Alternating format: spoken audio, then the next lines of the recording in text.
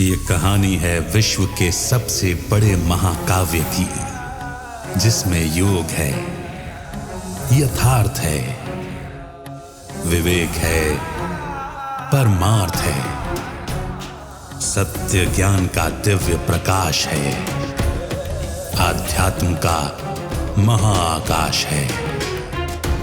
ये दर्पण है हर मन के विवाद का, दृश्य है आत्मा और परमात्मा के संवाद का, मानवता का होता है जिससे उद्धार। यही है सच्ची गीता सार, अंधकार से प्रकाश की ओर।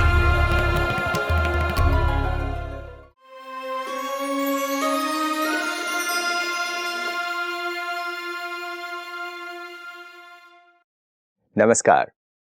अंधकार से प्रकाश की ओर सच्ची गीता सार इस कार्यक्रम में आपका स्वागत है। इस कार्यक्रम को करते समय ये बात ध्यान में रखी गई कि गीता को सही अर्थों में समझना आवश्यक है। गीता में सार रूप में कहीं कहीं सत्य बातें विद्यमान हैं आज भी, मगर क्या सिर्फ गीता को पढ़ लेने से हम सब कुछ समझ पाते हैं? गीता का वास्तविक तात्पर्य क्या है, क्या हमारी बुद्धि में आता है? इस पर हम चिंतन कर रहे हैं। आज भी कुछ ऐसे ही विषयों पर चर्चा करेंगे। आज हमारे साथ स्टूडियो में ब्रह्मा कुमार ब्रजमोहन भाई हैं। भाई साहब, आपका स्वागत है। ओम शांति। कहीं कहीं पर तो ये बात स्पष्ट हो जाती है कि गीता टू द पॉइंट बात बताती है हमें, और बहुत बार ऐसा होता है कि कॉन्टेक्स्ट सेट किया जा रहा है और उस कॉन्टेक्स्ट के हिसाब से उस बात को समझने का प्रयास किया जाए तो लगता है कि ये जो युद्ध की बात हो रही थी उसके हिसाब से नहीं है, ये कुछ और ही ज्ञान की बात हो रही है। ऐसे में परमात्मा के परिचय की बात अगर की जाए तो ये बात गीता में कई जगह आती है, और एक जगह तो बहुत स्पष्टता से बात कही जाती है कि मैं जो हूँ, जैसा हूँ, ठीक मुझे वैसा ही जानकर मुझे याद करो या मेरे में मन को लगाओ, ये बात आती है।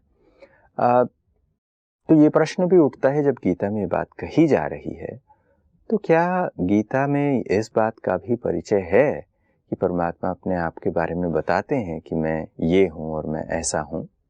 आपके इस क्वेरी से अनेक चीजें संबंधित हैं।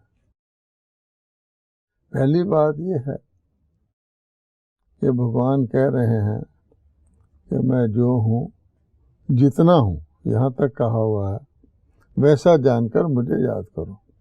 अब वो ये कह रहे हैं जो हूँ, जितना हूँ, और दूसरी ओर अगर भगवान सब जगह हो तो फिर जो हूँ भी गया और जितना हूँ भी गया। तो गीता में एक स्थान, क्या कई स्थानों पर कहा गया है आत्मा ही परमात्मा है, भगवान सब जगह है, और कई जगह पर कुछ और कहा गया है कि मैं ये नहीं हूँ, इनमें ये हूँ। इससे कन्फ्यूज़न हो गया। तो ये इसीलिए ये बहुत इम्पोर्टेंट बात बन जाती है कि वास्तव में भगवान क्या है, कौन है।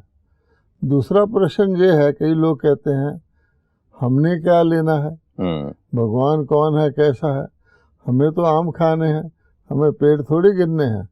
क्योंकि कोई हम जब कहते हैं कि भगवान निराकार है, वो कहते हैं कृष्ण जी ने सुनाई हो, भगवान शिव ने सुनाई हो, या वेद व्यास जी ने सुनाई हो, हमें तो चीज़ से मतलब है। तो इसलिए ये जानना भी ज़रूरी है कि गीता के भगवान को जानना क्यों ज़रूरी है।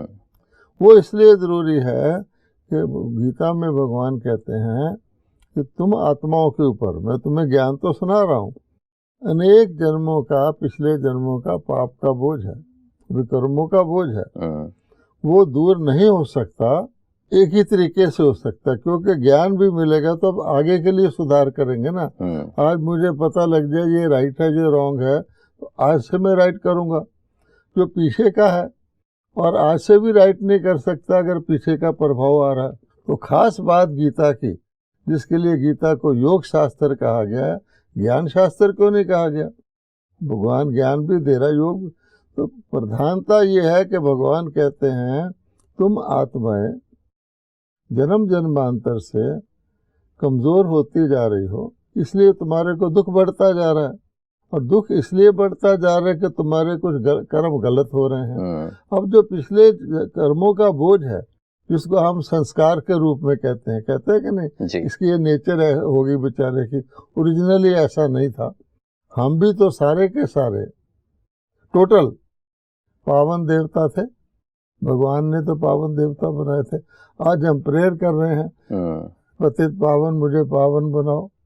तो इसलिए वो बोझ हल्का होने के लिए परमात्मा ने का एक ही तरीका है, सारी दुनिया की आत्मा तो इसी में है, मैं ऊपर हूँ और मैं सर्वशक्तिवान हूँ, मेरे साथ बुद्धि योग लगाओगे, जिसको भगवान ने मन मना भव कहा है, माम एकम शरणम व्रज कहा है, तब तुम्हारे ये दूर होंगे। तो इसके लिए सबसे इम्पोर्टेंट बात तो यही है कि परमात्मा कौन है, कैसा है, तभी तो हम उनको याद करेंगे। और उन्होंने कह दिया गीता में, और बातें कई जगह कहा है, इससे क्या प्रयोजन, इतना ही तू जान, इतना जानने की क्या आवश्यकता है। तो धीरे धीरे भगवान इसी बात पे लाए हैं। तो अब आप देखिए, परमात्मा ने जब गीता सुनाई थी तो ये पक्का ही बताया कि मैं कौन हूँ, तुम कौन हो। पहले तो हमें ही नहीं पता था हम कौन है। तो और बाकी चीजों से अलग बताया, वो है सच्ची गीता, जो भगवान इस समय पुनः सुना रहे हैं, और हम आपसे इसी आधार पर बात कर रहे हैं। वरना बहुत गीता के ऊपर विद्वान हैं, टीकाएं हुई हैं, तो इसलिए केयरफुली देखेंगे तो सारी भगवत गीता में ये कहा तो गया है, लेकिन वो लुप्त है। और इसी कारण से सच्ची गीता को जानने की आवश्यक, भगवान दोबारा आते हैं। अगर लिखा होता तो योग भी लोग लगा रहे होते। मैं जो हूँ, आज योग का क्या हाल हुआ है कि जिस योग का गीता में वर्णन ही नहीं है कहीं, हठ योग जिसको कहते हैं, शारीरिक क्रियाएं, वो कर रहे हैं योग के नाम पर। इसका मतलब भगवान को नहीं जानते, जानते होते उसके साथ योग लगाते। बिल्कुल, गीता के 18वें अध्याय में जो 55वां श्लोक है वो यही कहता है कि जो मैं हूँ, जैसा हूँ, तुम ठीक मुझे वैसे जानो तो तुम मुझे प्राप्त होगे। क्योंकि हम परमात्मा को सही स्वरूप से जानते ही नहीं हैं, उनके स्वरूप के बारे में गीता में क्लियर पिक्चर नहीं है कि हाँ परमात्मा ऐसे ही हैं, तो इसकी वजह से मनुष्य योग भी नहीं लगा पा रहे हैं। तो योग के अलग एस्पेक्ट्स में लोग और देखिए कि सारी दुनिया श्री कृष्ण जी को गीता का भगवान मानती है। क्या श्री कृष्ण जी से भी योग लगाना हो, चलो तो क्या लगा सकते हैं।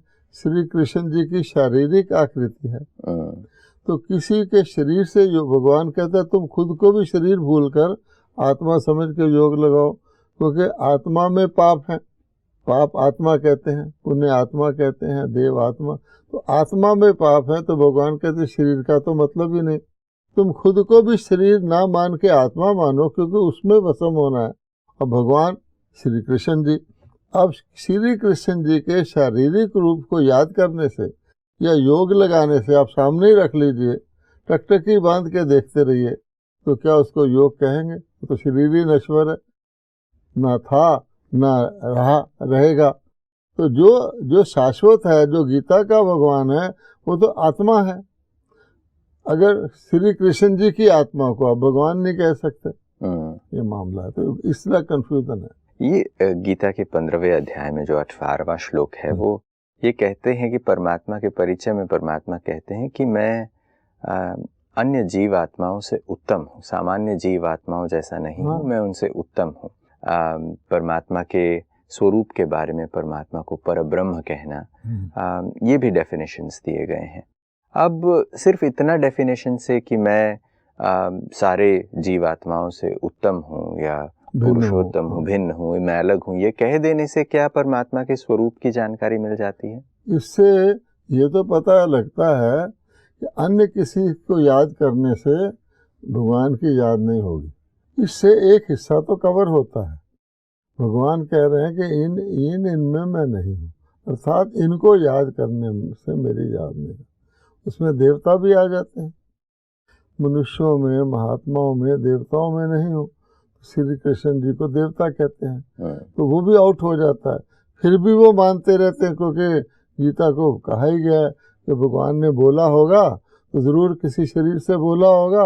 ये भूल गए कि मैं प्रकृति को अधीन करके आता हूँ, तो श्री कृष्ण जी ने बोला यहाँ तक तो ठीक है।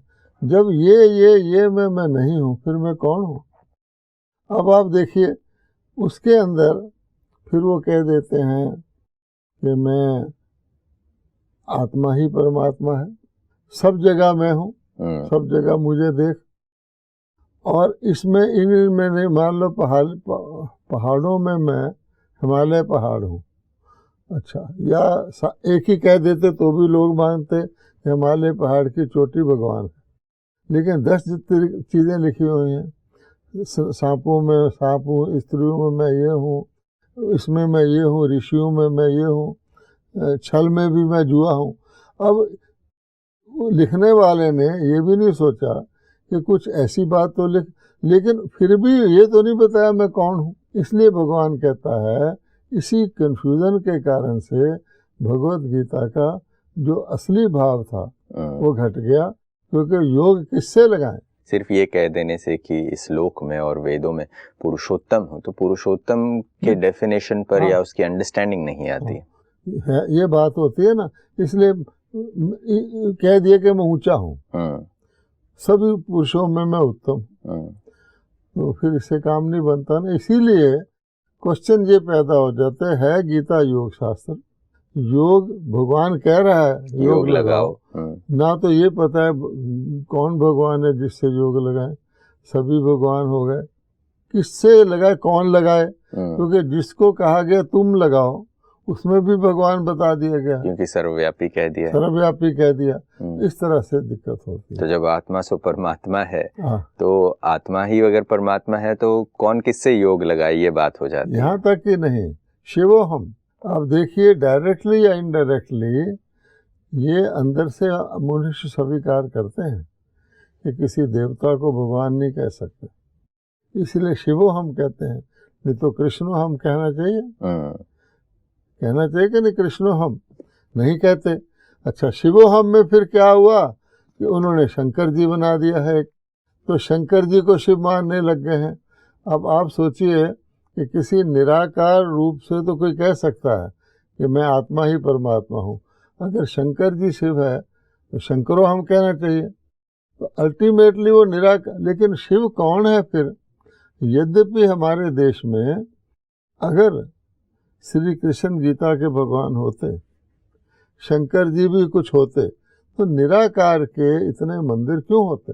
क्वेश्चन ये है, हु इज दिस शिव?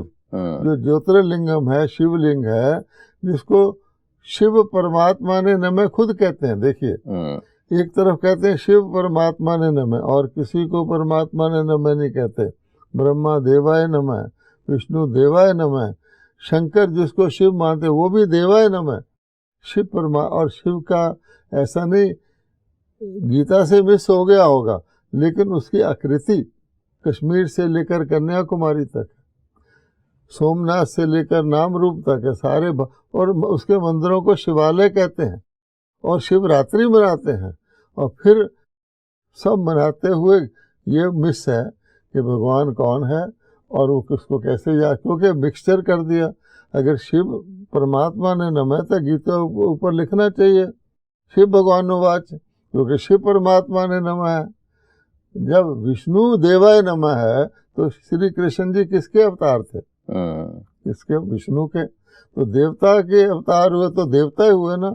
इस कंफ्यूजन के कारण, और फिर शास्त्र लिखने वाले ने तो कमाल कर दी, उसने ये सोचा है शायद किसी चीज़ को सबसे सम्मत करवाने के लिए हर चीज़ लिख दो, है ना, ताकि वो व्यक्ति कहेगा ये गीता मेरा ही शास्त्र है। हाँ, यानी उस समय पर जो भी अलग अलग मतांतर थे, हाँ, उन सबको सेटिस्फाई करने के हिसाब से वो सारी चीजें उसमें इंक्लूड कर दी गई। और देखिए, भगवानोवाच गीता में यह है कि वेद अध्ययन आदि से मेरी प्राप्ति नहीं होती, और मैं गीता ज्ञान सुनाने इसलिए आया हूँ कि अज्ञान है।